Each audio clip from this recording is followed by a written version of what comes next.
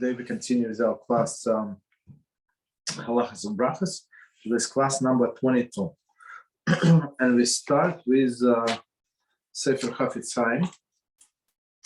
And the big topic is the same, Tailors for constructive listening. Okay. So today's topic between husband and wife. I have already seen that there are no grounds for sharing gossip with one spouse. Day 16. Okay. Okay. So day 16. Okay. To view withholding lashon hara from one spouse as a breach of harmony and trust is mistaken. So, so some people say, so wives would say, okay, you don't trust me, you don't tell me what's going on. Okay, it's not like I don't trust you, but it's going to be lashon hara. Somebody told me whatever they told me.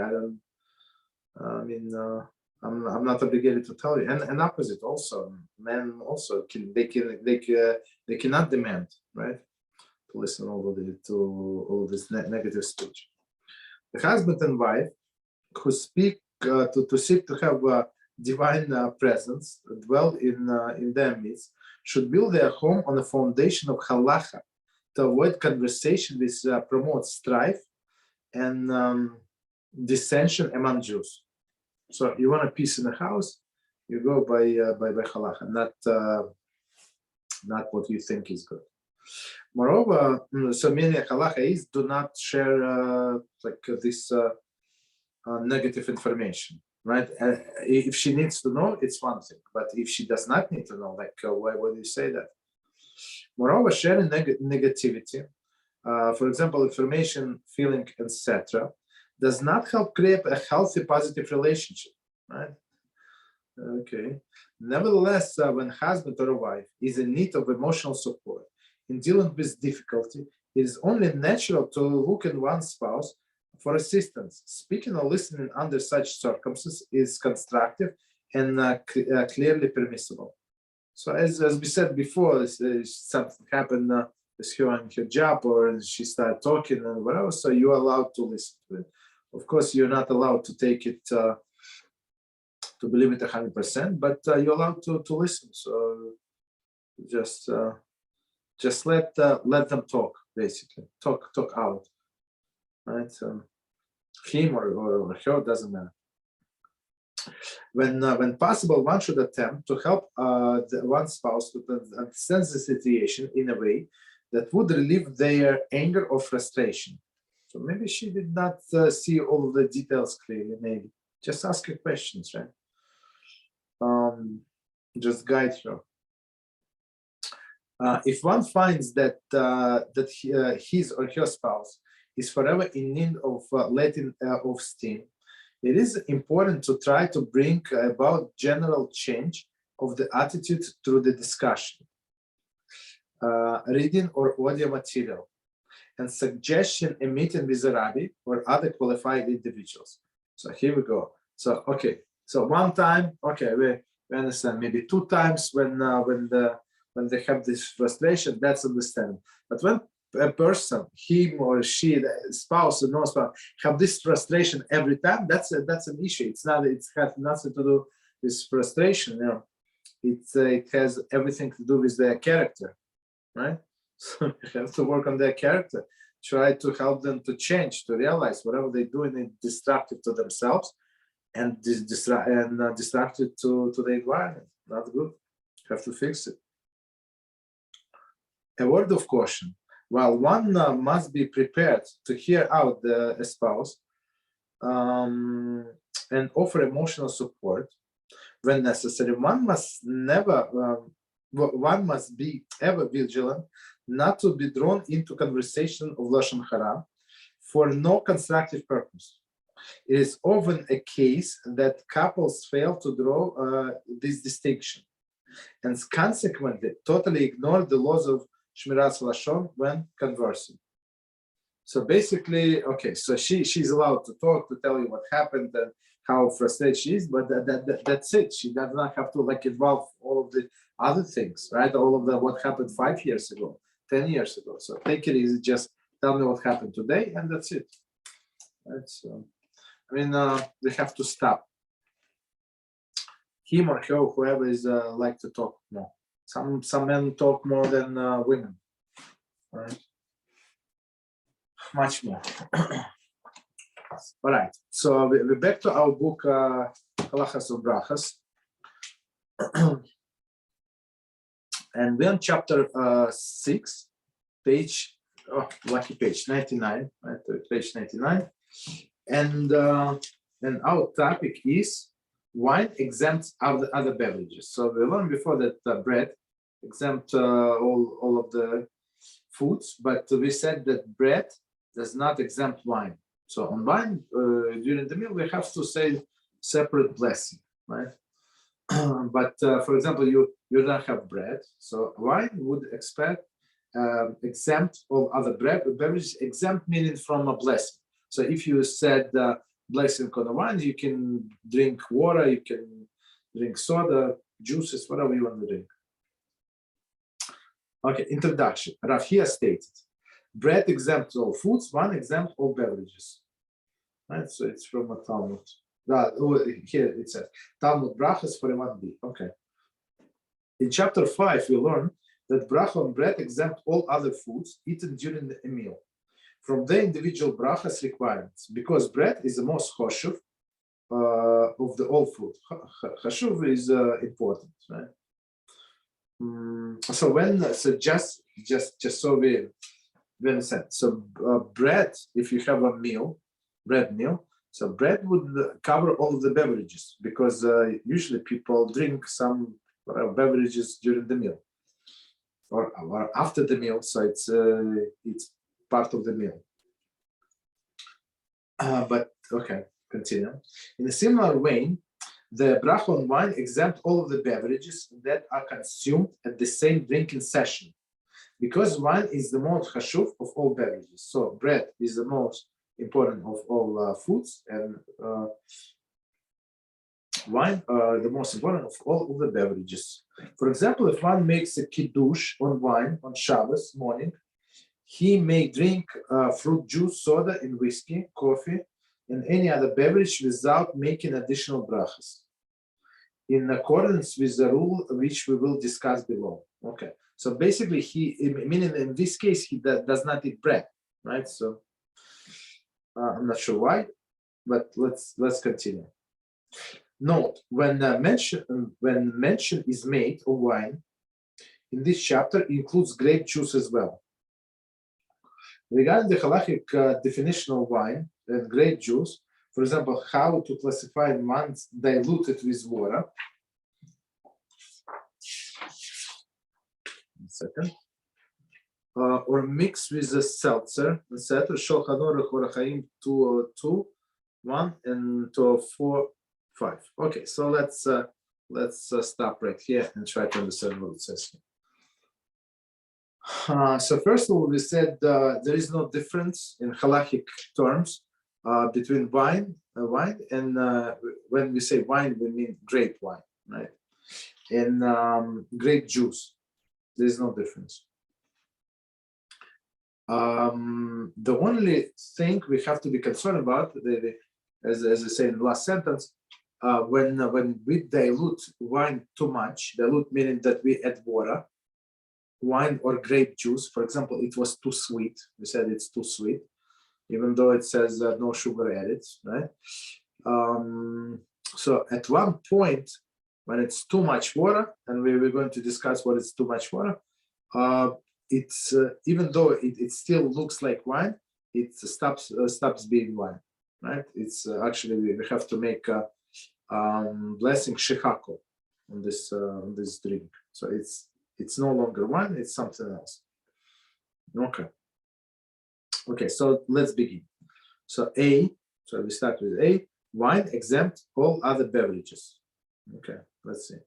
When one recites Borepri Hagofen and drinks wine, all other beverages are exempt from their bracha requirements. The other beverages does not require separate bracha rishana, nor they require separate bracha achrana.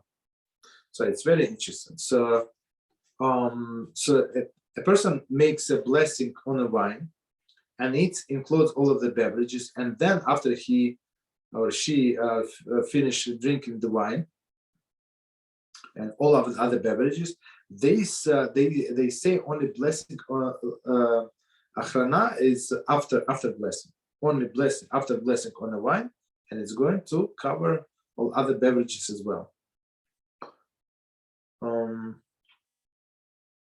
Come there. If one drank less than revi'is, approximately 3 ounces of wine, and left the premises, he must make another bracha if he wishes to drink wine or another beverages in the second location. Regarding what constitutes a second location, see chapter 9. Regarding a change of location, there drinking revi'is is more or more wine. See section D. Okay. So let's go line by line and explain. If one drinks less than the revi'is, so revi'is we said not in this class. No, in this class also, but we discuss it in detail in the laws of Shabbos, right? What is revi'is? So revi'is, it's there are different opinions, but by the sages. So it's from 86 grams, right, until up to the most strict is 150 grams, right? So they say approximately 3 ounces. So that's what it is, minimum, right? So if person drank less than this revi'is in this location and went somewhere, and he now is in another location, and he wished to drink more wine or other beverages, right, in a second location.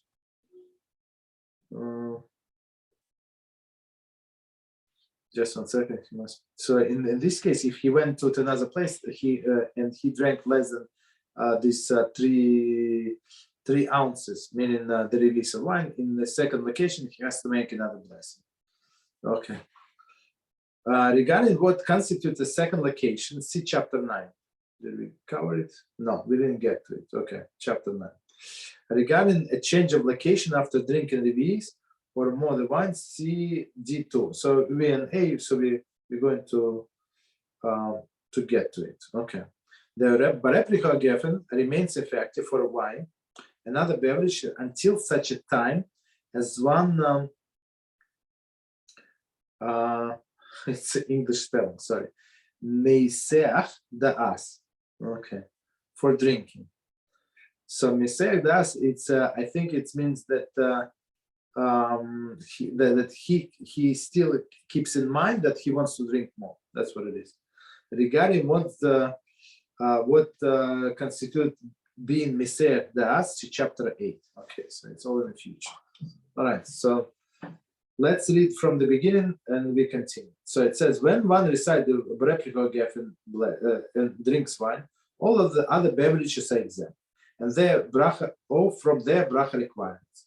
The other beverages do not require separate bracha rishana. So rishana is the first blessing, nor do they require separate bracha achrana. Okay, number 1. Amount of wine necessary to exempt.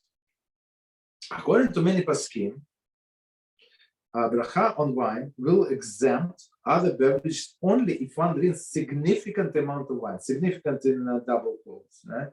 So what does it mean, significant? The minimum amount considered significant with regard to the exempting other beverages is mlo lugma, a chickful, or approximately 2 ounces.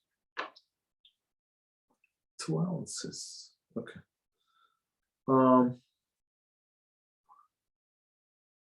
You know what? Let's read completely, and then we go back with commentaries. Okay, and we explain. If one drinks less than 2 ounces of wine, it is questionable if the other beverages sort with the wine require separate bracha. Since the requirement of bracha for other beverages is questionable, one should not drink the other beverages without bracha, as they might indeed require one. Nor should he make a bracha on them, because bracha may be unwarranted. It is advisable, therefore, that the person plans to drink wine and other beverages, he should drink at least 2 ounces of wine. If this is difficult for him, he should not make shechakol on other beverages, but rather ask friend who is about to make shechakol to be motzi him. Alternatively, he can make shechakol on an item that has not covered by the bracha of wine. For example, a piece of fish, piece of sugar, right? While having intention to exempt the other beverages as well. Okay, so it's very, very practical, very, very useful. So let's start. Let's go this piece from the beginning, and we're going to explain line by line. Okay, it's very interesting. So the amount of wine is the necessary to exempt. In order to understand what we're trying to say here, first of all, if you go back to bread, right, what we learned in Mishnah Torah. So we said that in order for a bread to exempt other foods, you need to eat at least 1 ounce of bread, like 28 grams. So if you're going to eat less than 28 grams, so other foods are not exempt. So it means this piece of bread is not a meal. You understand? So same. So if I think I gave this example. So one time it was leftover piece, I don't know, from the day before, and of course I washed my hands. I didn't say blessing because it's too small piece. So I said chamotzi. I ate bread and ate and made blessing on other foods. Okay. So because it was for sure it was not enough to exempt other foods, but of course we don't want to throw the piece of bread out. Chas v'shalom, wasting food, not good, right? So you eat, but it's not going to cover other things. Okay. And same story with wine, right? So I mean to say blessing on the wine. So first blessing. Bracha Rishona, we say on any amount. Doesn't matter. You want to do a little sip, you still say the blessing. Doesn't matter. But this sip is not significant enough to cover all other beverages that you're going to drink afterwards. Understand? So that's why they give us all of this criteria. Okay. So criteria is lo lugmaf. Lo lugmaf. It's a cheekful, like what can fit behind one's cheek. Of course, everybody have a different cheek. So bigger guy, I don't know, have a bigger cheek full than a little lady, right? 5 feet tall, right? Of course. But so I would say on one hand it's cheek full, but on the other hand it's 2 ounces, right? Okay, approximate. So it's like an average. So let's do from the beginning with all of the commentary. According to the many, so basically I explained many things, but whatever we missed, we're going to explain now. According to many poskim, bracha on wine will exempt other beverages only if he drinks significant amount of wine. Commentary. According to some poskim, the rule that wine exempts other beverages applies only in cases where one plans to drink many cups of wine. Many cups of wine. Thus, where one drinks only 1 or 2 cups of wine, the geffen will not exempt the beverages. So I'm not sure who can drink like many cups of wine, right? Similarly, when one uses only 1 cup of wine for kiddush and does not plan on drinking additional wine, his boreplicha geffen will not exempt other beverages. Okay, so let's understand this. Those paskim. So they say the statement is for that's what we started with, that in order to exempt other beverages, he has to drink significant amount of wine. And significant amount of wine, they say it's several glasses. I don't know, cups. a person would get drunk like from 2 cups, 3 cups. I don't know, maybe some alcoholics not going to there, but normal people would get drunk, I think, from a few cups. I don't know. So okay, so they say if you plan to drink these several cups, then all of the other beverages are exempt. If not, not.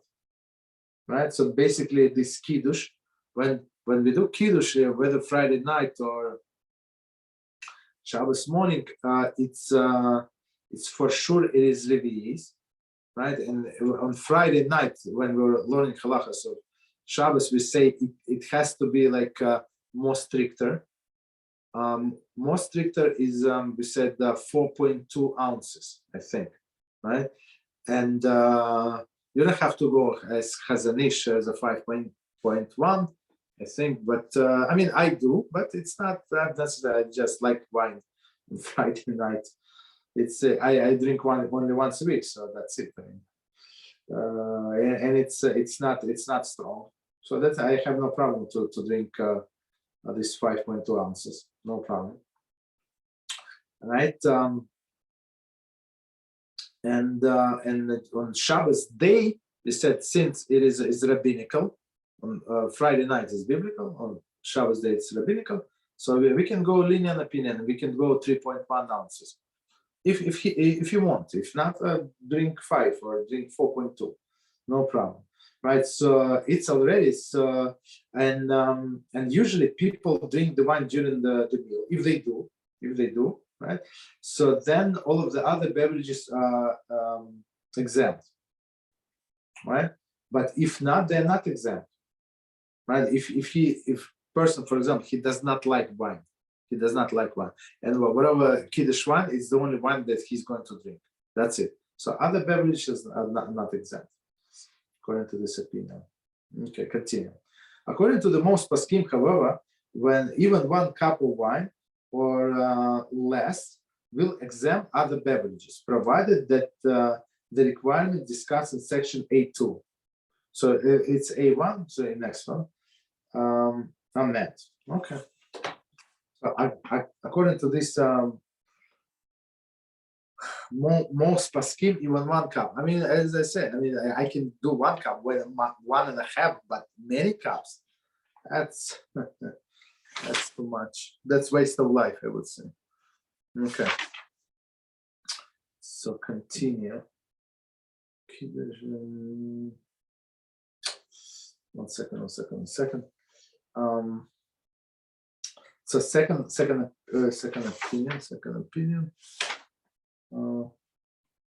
Okay, we said continue. The minimum of 1 considered significant, right? Significant with regard to exempting the beverages in lolud maf, right? So even though there are several opinions, right? As we said, one of them significant said many cups. Others say even 1 cup or less. So we're going. So the halacha is accepted by the second opinion.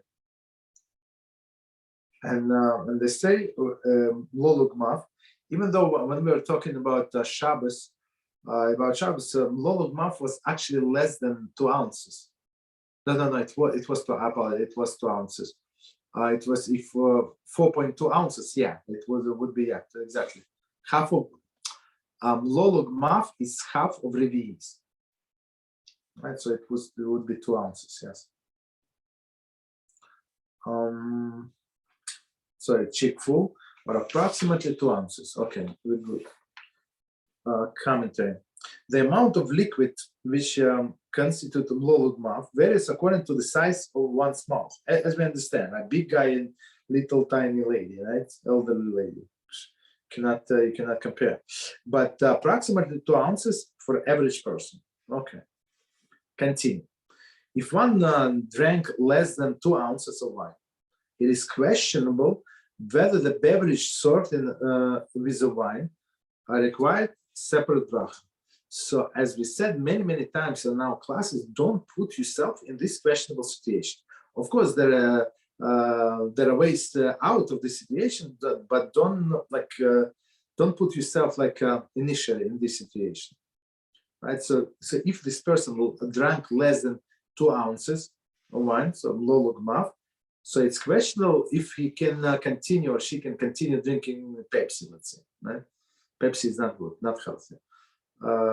Seltzer, it's better. Since the requirement of the bracha, since the requirements of a bracha for other beverages is questionable, one should not drink the other beverages without bracha, as they might indeed require one. Nor should he make the bracha on them, because bracha might be unwarranted. So here we go. So person put himself in such a situation that he cannot drink other beverages because he did not drink enough, right, of this wine, and he cannot make blessing because maybe it's enough.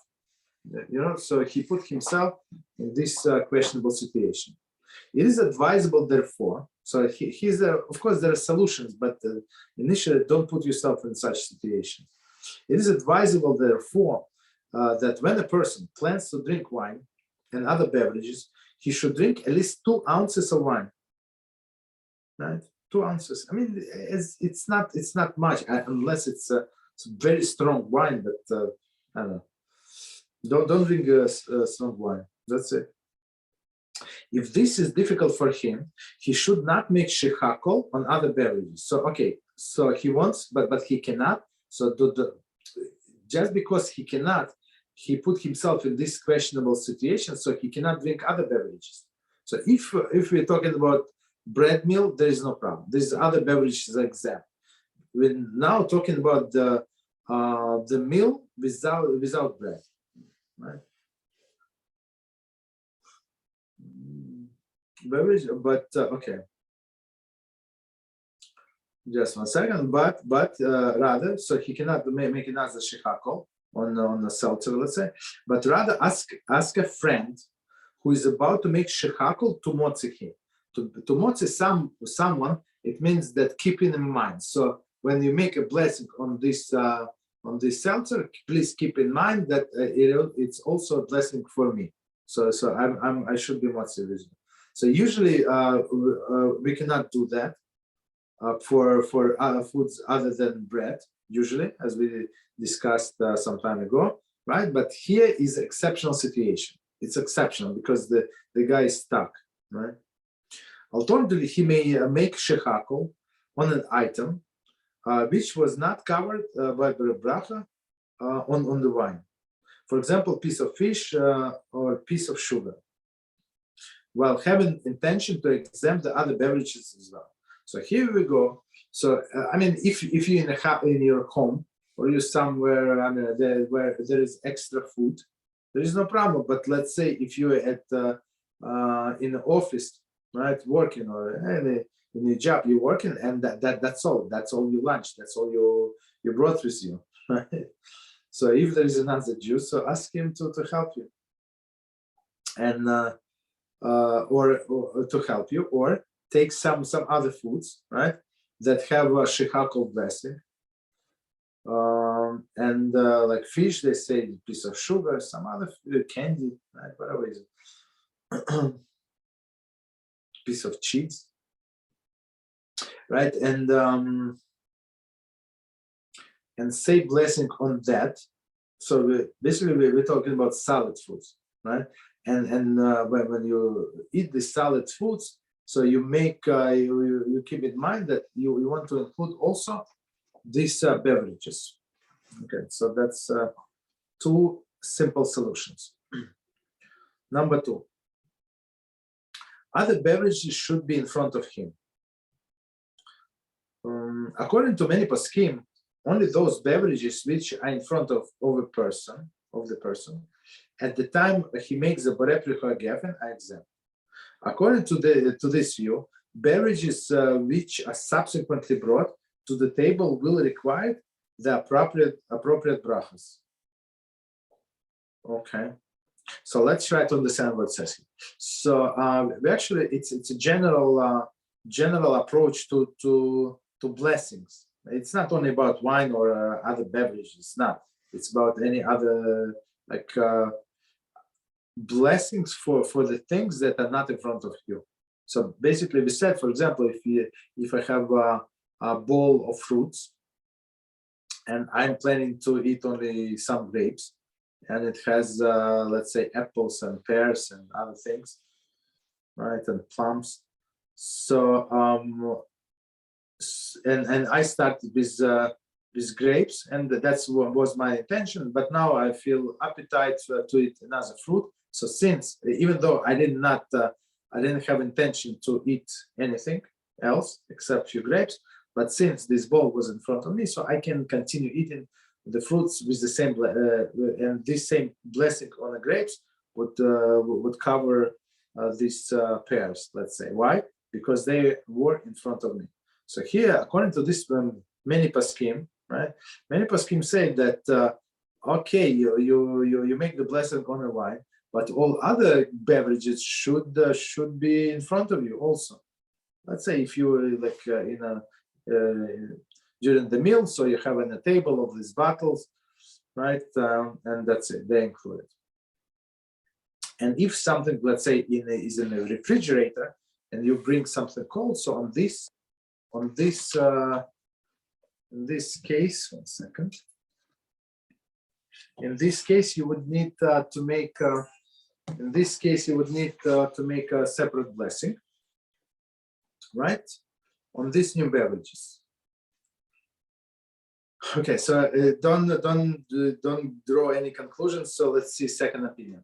Many poskim add that if one have a specific intention at the time of he makes the borei pricha gefen to drink the additional beverages, they are covered, even though they're not in front of him. Okay, so second opinion says, okay, even though they were not in front of him, but he usually drinks, right? Another thing, as we learned before, was if he usually drinks, for example, during his meal, he drinks coffee or tea. So even though he did not make the coffee and tea, but it's since he usually does it, so it's also exempt. That would be the example, right? Or as I say, if he had intention to drink this coffee or tea, okay, they're also exempt, even though they're not in the table. Commentary. According to many poskim, beverages brought during the wine drinking session, there is more than 2 cups of wine.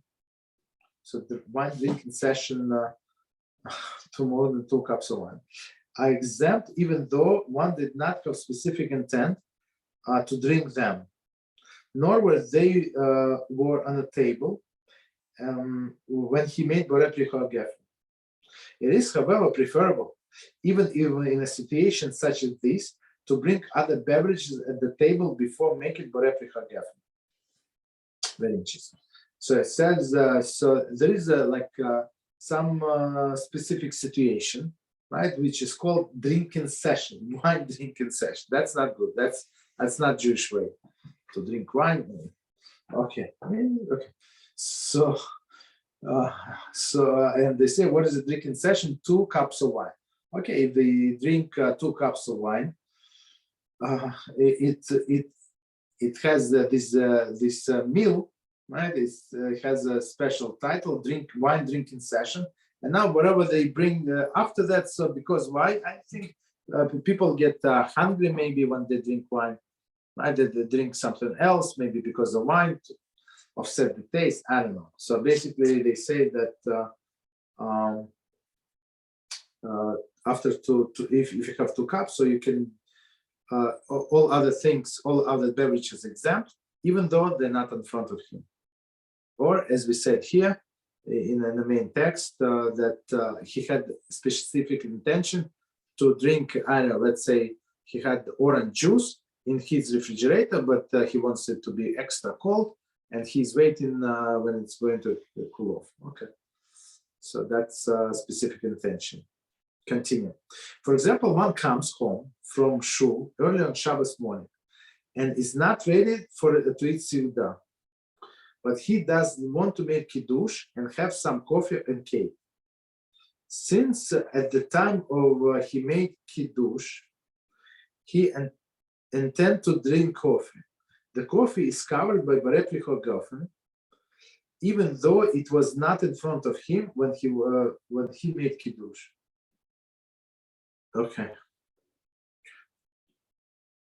Okay, so let's read this situation and we're going to explain. Because I think it's a practical example. For example, one comes home from the shul early on Shabbos. I'm not sure why would he come early on Shabbos. Always come on time or late. I'm not sure why early. Okay. And is not ready to eat Seudah. So, okay, the person does not have appetite for whatever reason. Okay, maybe he should go, my advice, to a different shul and further. Like when I come from the shul where I go, I'm very hungry. Right? It's nice walk, basically, very hungry, which is good. But he does not want to make Kiddush, right? Doesn't. But he does want to make Kiddush and have some coffee and cake. Okay, so we learn in the laws of Shabbos, you're not allowed to eat anything or drink until you make a Kiddush, right? On Shabbos day, when the time comes, right? And when the proper time, or after the prayer, so you already have to make a Kiddush. So he makes a Kiddush in order to eat cake. Cake and coffee. So they did not say just drink coffee, but cake, right? Because if you make a Kiddush, you don't eat cake. So there's a problem with that. There's a big problem with that, right? Because this Kiddush is not counted as a Kiddush, as we learn in now laws of Shabbos sessions. Okay. So you see how all of these things come together into one from all of the other classes. So one more time, since at the time he makes Kiddush, he intended to drink coffee.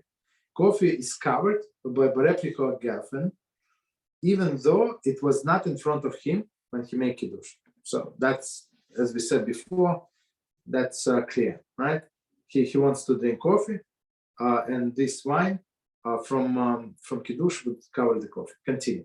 Therefore, the Poskim advise that all other beverages that one may wish to drink should be brought to the table before making the bracha on wine. So that's to be like straightforward, according not to this opinion, not to that opinion, according to all of the opinions. So as we always learn, I always say it's better to go according to all of the opinions. You understand? So I mean, in many times I think it's very, very simple, very, very straightforward. If we teach ourselves to go like the proper path, the straight path, so you would not need to know all this other situation. Somebody said this and somebody said that. I mean, we need to know in case of advice to advise others, let's say, or be somewhere away, not at home, and okay. So but that's a different situation. But it's better, as I said, better to go a straightforward way according to all of the opinions. According to all of the opinions, as we just said, it's better. So all of the beverages were in front of him. That's it. Continue. However, if the beverages were not on a table, and he also did not have intention to drink other beverages, at the time he made the bracha, a separate bracha on other beverages is required. For example, right? For example, he wanted to make a kiddush in order to drink a piece of cake and go to sleep, right? I don't know, to go have some nap because guests are coming in 1 hour, let's say, right? Possible. So now and after he finished this cake and said, look, wine is very good, but I want orange juice. So this orange juice is not covered because it was not in front of him and he did not have intention to drink it, right? Okay, right, continue. Exception guest. Okay, I love this exception guest. Okay, so let's read and we explain. That the guest makes will cover all other beverages which his host is subsequently served, even though they were not on the table at the time of he made Bareplicha Geffen. Nor did he have a specific intention to drink other beverages. The reason is that the guest being dependent on his host, and has an underlying intent to drink any beverages his host may subsequently serve.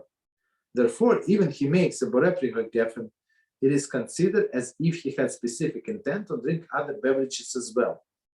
It's also chapter 7 in this case, so we're going to get to it. Commentary. It is preferable, however, that all the beverages be on the table prior to making bracha on wine.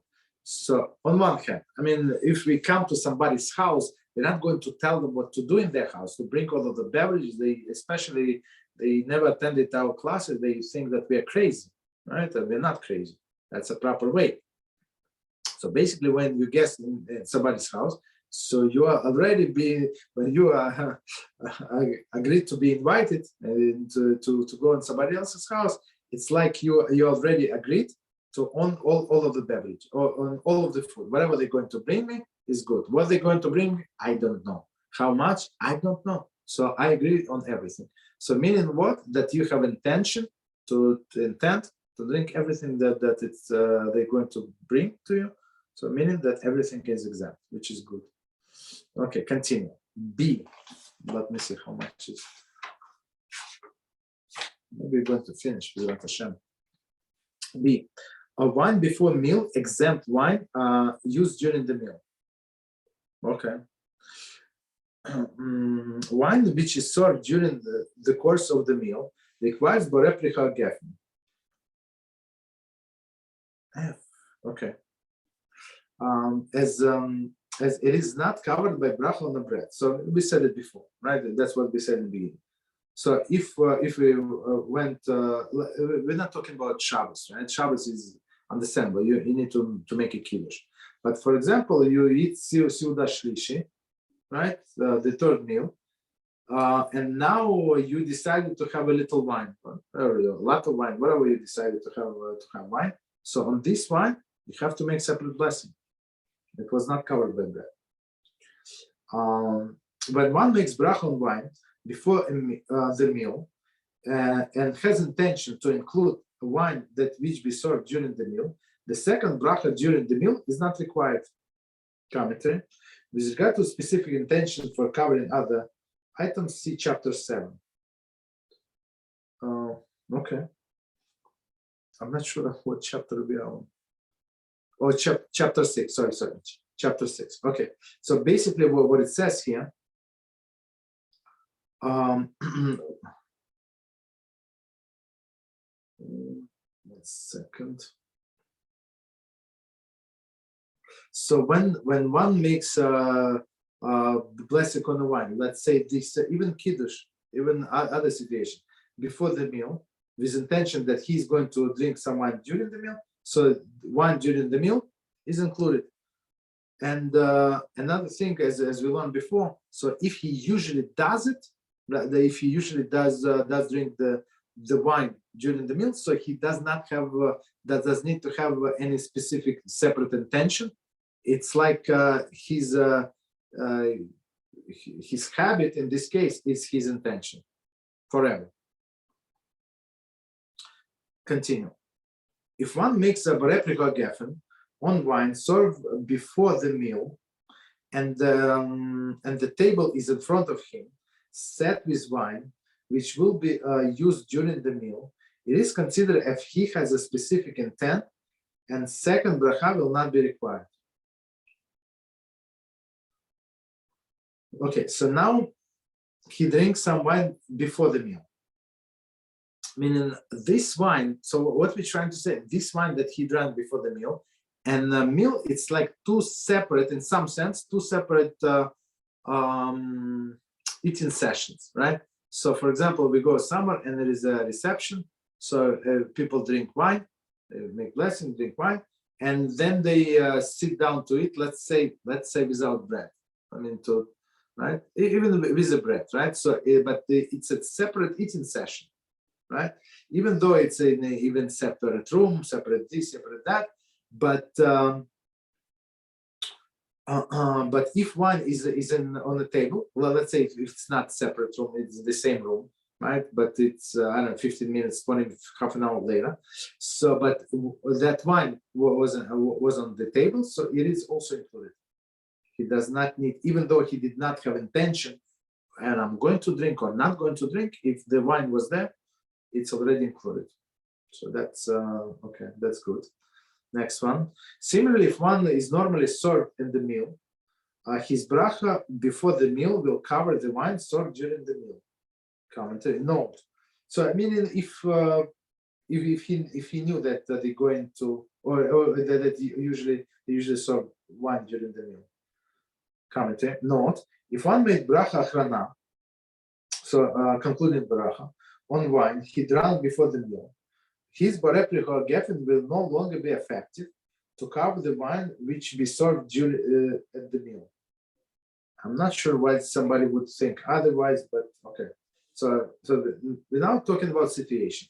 So it was, as we said, two separate sessions. One is like reception, and then a formal meal, right? So in this reception, they drank wine, and let's say this person say bracha achrana, concluded blessing after the wine. Of course, for all of the wine during the meal, has to make separate blessing. Okay, I'm not sure why would somebody conclude otherwise. I mean, once you say it after blessing, that's it. That bracha initially is expired. That's it. You have opening, you have closing. That's it.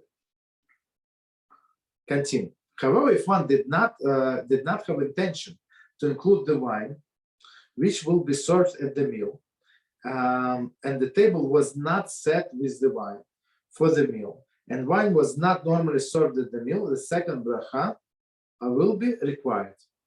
So I'm not sure. Maybe he's trying to drink less wine. Let's say, right? Person. No. It's. I apologize. It's not a good example. That's not what they're talking about. No. Here they're talking about that. Okay, he drank some wine and he did not have any intention.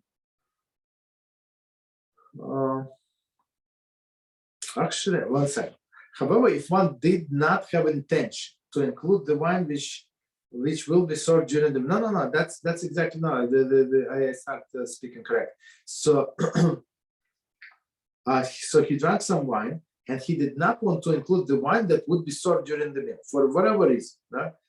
And the table was not set with wine at the meal. So and wine was not there. As we were given this example of this bowl of fruits, right?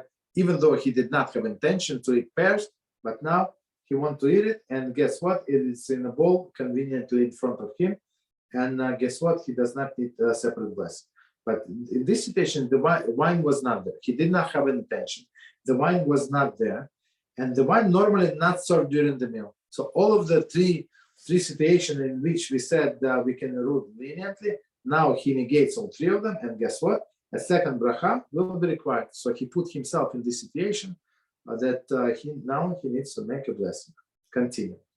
Even in those instances that the wine served during the meal does not require another bracha, right? Nevertheless, one served after benching will require a new replica gof. I'm not sure why would somebody think otherwise, but we're going to explain. Therefore, when a cup of wine is used for a benching or sheva brachas, replica geffen is required. Okay. Okay, so let's see. Okay, so we said that he started drinking wine before the meal, right? And he drank wine during the meal. So all of these are covered by initial blessing, let's say, right?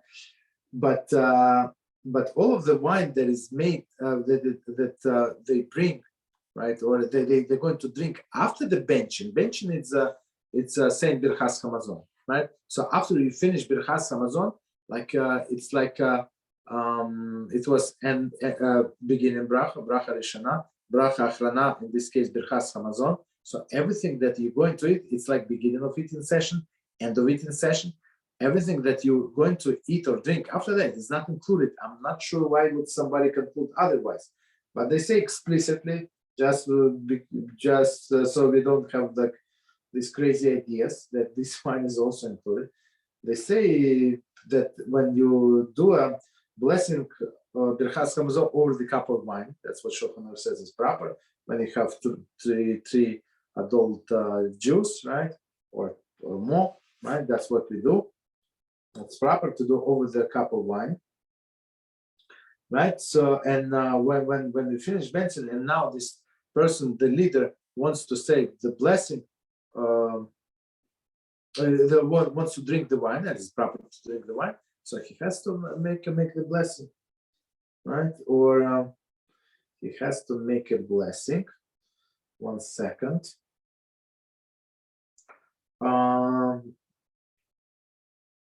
Just 1 second. What did I want to say?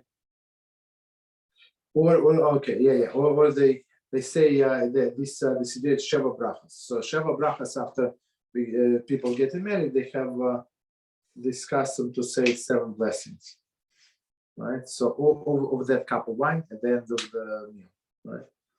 So of course, whoever is going to drink from that cup, he has to say separate blessing.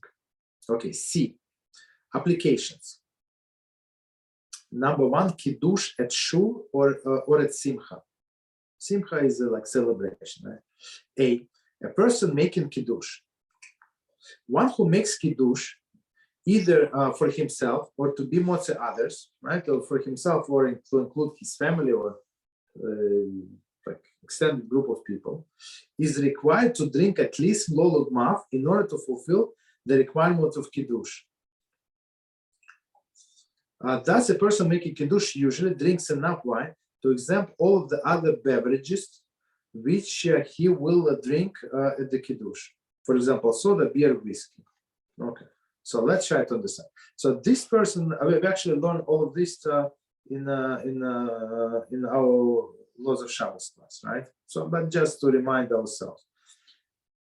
So the one who is who makes the blessing on the wine, right? Who makes kiddush, he has the obligation to drink, not other people. So even other people, it's nice if they drink from his kiddush wine, but even if they don't, they still fulfill the mitzvah of saying kiddush, right? And he must drink minimum lolug mav. So if he drinks less than lolug mav, this mitzvah of kiddush is not counted. Basically, I mean, it's proper to, according to, if as we said before, we want to go to all according to all of the opinions. According to all of the opinions, you have to drink revi'is. Okay, so you would satisfy all of the opinions, right? So, but at least lolug mav, half of the revi'is.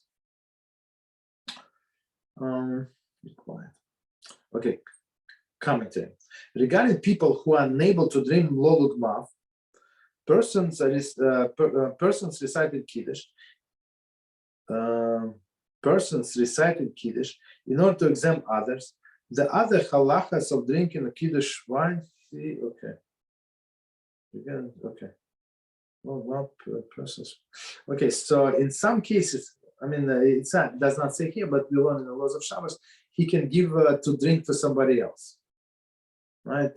Preferably to adult. That also is obligated the mitzvah of Kiddush on the same level as this person. Okay, so he has to drink lolug mav, cheek full, as we said, 2 ounces. Does the person making Kiddush usually drinks enough wine to exempt all of the other beverages? So we're talking about this guy, we're not talking about others, right? So he's good, basically, which he will drink at the Kiddush. Right, for example, soda, beer, whiskey, etc. Regarding changing location or being meiseach das, remember, like keep in mind, right, on what I want to do. From drinking, seafood not A. Okay. Also, the other beverages are not exempt unless they're in front of him. If he has specific intent to drink them when he makes barepni hargef. This is section A2. We actually discussed it. So, or he usually drinks it, right? As we said, if that's habit, his habit, that's halacha, right? Or they are in front of him when he has intention to drink them. So properly to have all of the above at the same time, right? They're in front of him at the table, and he has a intention to drink them. Continue. B. Persons who were yotzi by listening to Kiddush. Okay, so they are motzias, but we yotzi. Yotzi meaning that we exempt from making our own Kiddush, right? So we just listening, and our sages explain, listening is like saying. It says, one who wishes to be yotzi by listening to someone else's Kiddush and also intends to drink other beverages should preferably drink more than lolog maf of wine. One more time. One who wishes to be yotzi by listening to someone else's Kiddush and also intends to drink other beverages should preferably drink more than lolog maf of wine. Commentary. Okay. So, one sec. So, as we said, this person is not obligated to drink this wine from Kiddush at all.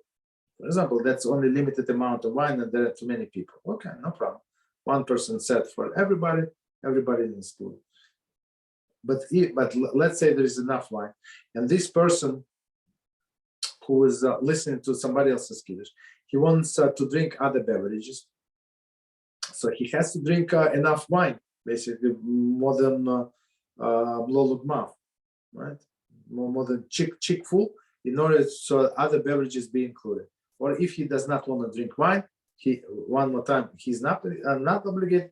He just has to have to say this shechakol on other beverages and just drink them. There is no problem.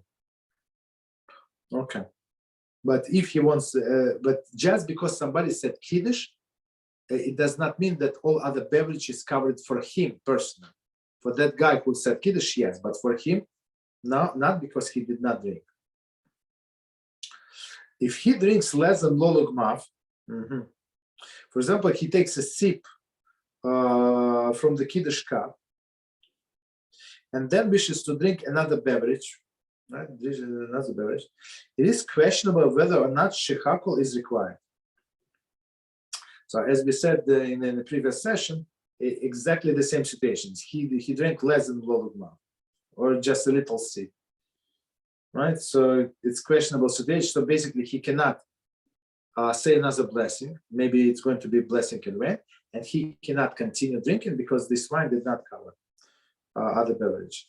The poskim advised that he should either ask a friend to be motzi him, or he should make, meaning motzi him when this guy is going to make a blessing, let's say, on a piece of fish. So I would ask him to please keep me in mind, right? And I would have in mind that that I should be exempt from making blessing on soda, right? Okay, so one more time. The poskim advised that he should either ask his friends to be motzi him, or he should make a shechakol on something else. For example, a piece of fish or a candy, and have intentions to cover the other beverages. If, however, the listener does not drink any wine at all, a bracha on the other beverages will be required. So as we said before, it's straightforward case. He did not drink wine. Okay, just say the blessing on the soda. That's it. Number 2, wine at shmur's board. So it's like a reception before the wedding. So right? A caterer at caterer affairs, formal dinners, wine often served as a reception before the meal, and again during the course of the meal. Okay, so before the meal and during the course of the meal. Okay, no problem. And plus, just to remind us, usually it's in separate rooms. It's not in, maybe it's, I don't know. I don't go to this affair, so for me to say usual, it's not sure state. I don't know. When a guest makes a replica geffen on wine served during the reception, his underlying intent is to also cover anything that the host will subsequently serve, right? So meaning all other beverages. Therefore, the bracha he made at the reception will cover all wines, right, and champagnes, which will be served during the meal. That's it, very simple. It will also cover all other beverages, for example, whiskey, served before and during the meal. So whiskey, as we learned before, it's a tricky situation. Okay. Next one, the number 3 is Havdalah. There is a difference of opinion among the Rishonim, which with regard to whether a borei pricha gefen on Havdalah made immediately before meal will cover wine served during the meal. We actually discussed it in our Shabbos class, right? So at Havdalah, and he wants to start meal right after Havdalah, right? And drink more wine if this borei pricha gefen will cover the wine during the meal. Therefore, the Paskim advise that when making Havdalah before the meal, at which wine will be served, one should have specific intent to exclude the wine which will subsequently be served. If this is done, a separate bracha will be required for wine which subsequently served at the meal. In this manner, one is yotze according to all of the views. So let's see commentary and we start. And I mean explaining stuff. After the fact, if he did not have specific intent to limit the bracha for Havdalah only, he should not make another bracha on wine which is subsequently consumed. If he had intent to drink wine at meal. So okay, so we're talking about Havdalah, and it's right before the meal. And it's right before the meal. So we say what? So it's proper. Also, you say it's proper, right? And not to put yourself in a questionable situation. So it's proper to exclude in your mind. You say, I'm saying this borei pricha gefen only on this cup of wine. Okay, all of the wine that I'm going to subsequently drink, I'm not included in this borei pricha gefen. So in this case, he finished Havdalah. They clean up the table, whatever they did. So he said after blessing, after that wine, and for all of the wines that he's going to drink during the meal, he has to say separate blessing. Okay, that's it. So that's a perfect timing. Wow, that's the story about wine covering other beverages. It's chapter 6, finished chapter. Okay, any questions? So we start here.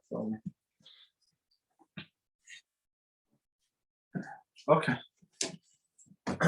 When we stop here, wish everybody good Shabbos, all the best, and until our next week, Be'ezras HaShem. Thank you. Thank you very much.